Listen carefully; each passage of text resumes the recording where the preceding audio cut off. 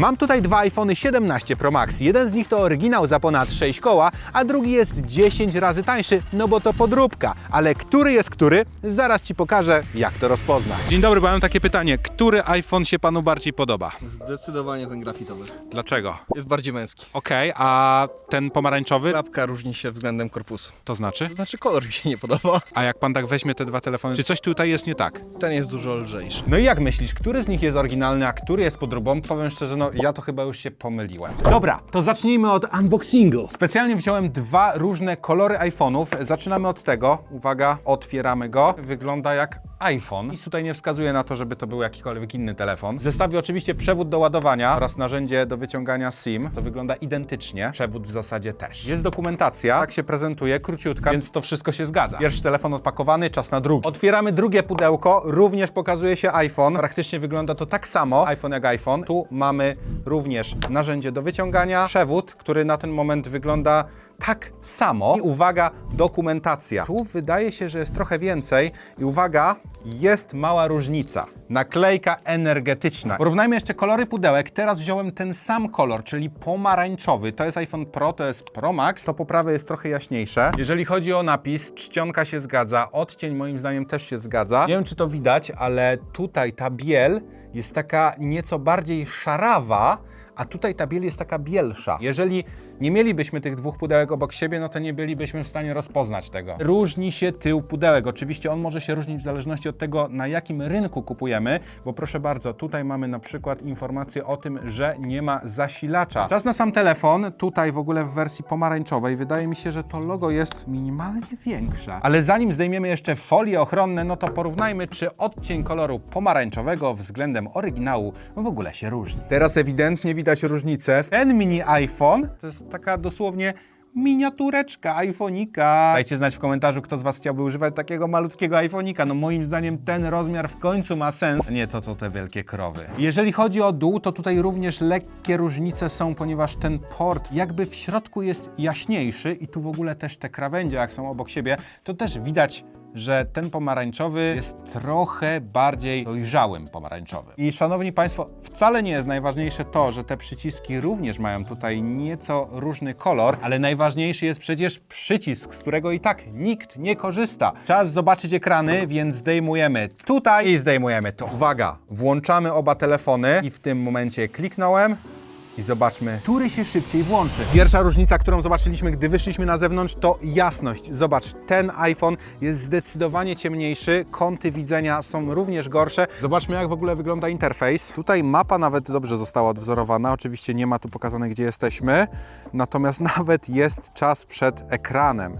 I uwaga, jeżeli chodzi o główny tutaj interfejs, wchodzimy do apki Pogoda i nie działa. W ogóle ikonki są naprawdę bardzo podobne, chociaż widać, że rozdzielczość tego telefonu jest zupełnie inna. Wchodzimy do aplikacji Mapy i tutaj widać, że włącza się aplikacja Mapy Apple. I uwaga, teraz wchodzimy tu. Konfigurujemy jeszcze odblokowanie za pomocą twarzy i uwaga, wchodzimy do ustawień. W ogóle to akurat zostało tutaj całkiem spoko odwzorowane. Face ID, klikamy iPhone Unlock i konfigurujemy. Wygląda to całkiem podobnie.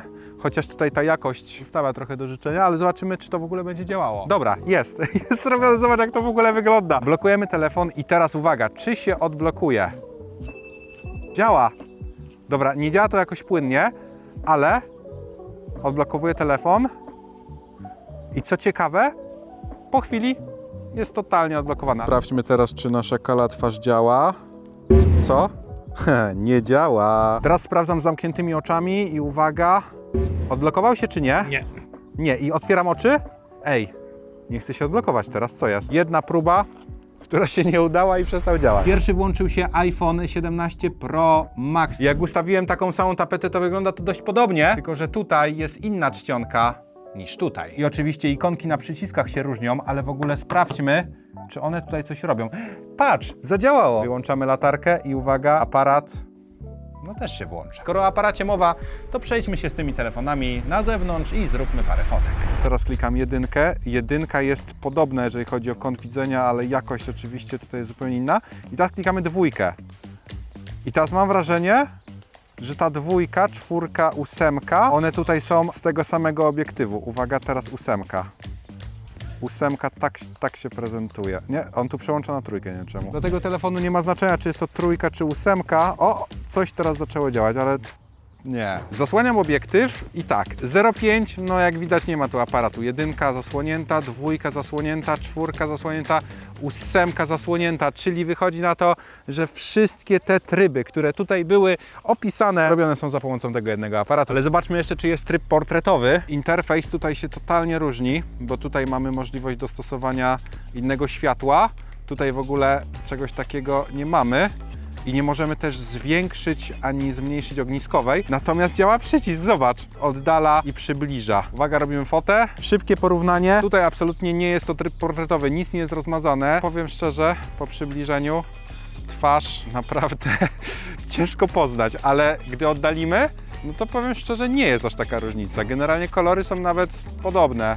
No tylko rzeczywiście jakość rozmycia, a w zasadzie braku i tła, no tutaj jest tragedia. Teraz jeszcze test wideo. Włączam nagrywanie na obu telefonach i zobacz, jak to wygląda. Teraz dźwięk jest z iPhone'a oryginalnego. Teraz dźwięk z podróbki. Jak mnie słychać?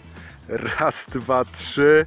No powiem szczerze, na podglądzie no to wygląda jak taki Sony Ericsson. W przypadku iPhone'a rzeczywiście radzi sobie dużo lepiej. Jeszcze aparat selfie. Dobra, przystawiamy się. Tutaj można, zobacz, nawet rozszerzyć sobie albo zwęzić kadr. I uwaga, 3, 2, 1. No powiem tak, one są tak nienasycone tutaj. Te kolory zupełnie się różnią. Także w przypadku tylnego aparatu nie było jeszcze aż takiej różnicy. Tutaj jest dużo większa różnica. Ale ten telefon przecież jest 10 razy tańszy niż ten, więc pytanie do Ciebie, czy wolisz 10 takich telefonów, czy wolisz jeden taki? Tutaj tej informacji w przypadku podrabianego iPhone'a nie ma. Jak wchodzimy tutaj, to mamy Play Store. Nigdy nie widziałem, żeby sklep Play był na iPhone'ie, ale może coś się zmieniło. Pierwszy włączył się iPhone 17 Pro Max, który jest oryginalnym iPhone'em, a na podróbkę poczekaliśmy jeszcze kilka sekund dłużej. Aplikacja mapy i patrz to jest Google Maps, to jest normalnie Google Maps, tutaj się włącza. A teraz jeszcze pytanie, czy ten iPhone będzie pasował do oryginalnego case'a? I uwaga, wkładamy do etui i uwaga, pasuje. Natomiast mam wrażenie, że z przodu minimalnie tutaj się porusza, ale generalnie pasuje, czyli wymiary są praktycznie identyczne. W przeciwieństwie do oryginalnej wersji, w przypadku tej podrabianej, ta wersja, jak sobie ją tutaj lekko, uwaga, podważymy, to jest coś, co mnie totalnie rozbraja. Można ją zdjąć i można sobie odchudzić swój telefon. A w przypadku normalnego iPhone'a tego oczywiście nie zrobimy, bo tutaj obudowa jest jednym kawałkiem aluminium. Apple to nazywa Unibody. Uwaga, segment dla geeków. Granie na podrobionym iPhone'ie. Odpalamy Subway Surfers. Klikam. No tutaj się ładuje błyskawicznie. Tutaj dopiero jesteśmy na napisie. Zobaczymy, jak długo to będzie trwało. No, trochę to trwało. Ale najważniejsza jest rozgrywka, więc uwaga, lecimy. Ło, dziwnie się gra na dwa telefony. Widać, że ta grafika jest gorsza, widać, że ta płynność też jest mniejsza, no ale da się grać. To jest chyba najlepsze podsumowanie. Jeju, gram na dwa telefony. No więc dobra, czego się tutaj dowiedzieliśmy? Że na pierwszy rzut oka rzeczywiście czasem ciężko rozpoznać, który jest oryginalny, a który jest podróbką. Ale gdy się trochę przyjrzymy, no to rzeczywiście widać, że ten to jest taki farbowany lis, bo tutaj przede wszystkim widać różnicę w kolorze, widać również wyspę, która jest nieco inaczej wykonana, no i także płynność pozostawia wiele do życzenia, no i jakość zdjęć oraz jasność ekranu, więc moim zdaniem temu telefonowi daleko do pierwowzoru, ale czy gdyby nie był podróbką, to byłby złym telefonem? W sumie nie do końca, bo kosztuje parę stówek, jest wykonany z aluminium, no i jako tako działa, bo robi zdjęcia, czy można na nim pograć w gry. A Ty co o tym sądzisz? Daj znać w komentarzu, czy jesteś team iPhone, czy Android.